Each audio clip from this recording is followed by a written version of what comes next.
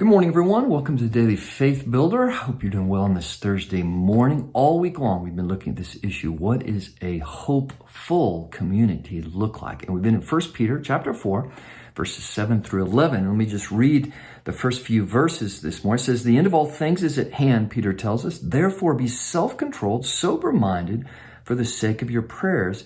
Above all, keep loving one another earnestly, since love covers a multitude of sins." Verse 9, "Show hospitality to one another without grumbling." Show hospitality to one another without grumbling. So Peter says, boy, as the end times comes, as pressure, chaos, and confusion hit our world and our circumstances, and the storm, wells up around us, the church is to be this shining light, and we are to be a hopeful community. And one of the ways we can do that is to be a community of hospitality.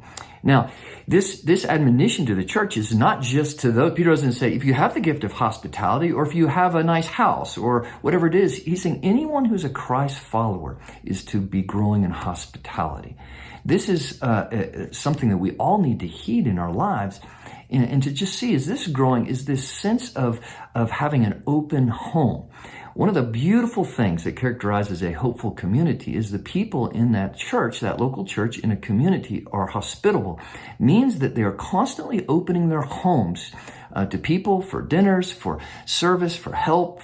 It's an open house concept to have an open space basically around our table all of the time to serve the needs of others. Now, this was especially important back in this time when Peter was writing, because his traveling missionaries and other people, for a lot of different reasons, needed a place to stay.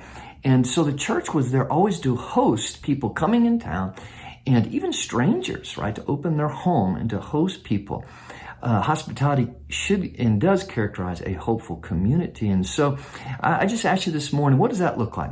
When you think of your home, your apartment, whatever it is, how much have you thought about being hospitable? Another great conviction Michelle and I have had is, have we opened our home to our neighbors? Have we invited the neighbors around us to the table? Have they been inside our home? Something powerful happens when we invite someone to our home and we sit down around a table in our home. It's amazing the walls that come down, misunderstandings that get taken care of in that environment. And so just a thought in the sense of, how are we doing with hospitality?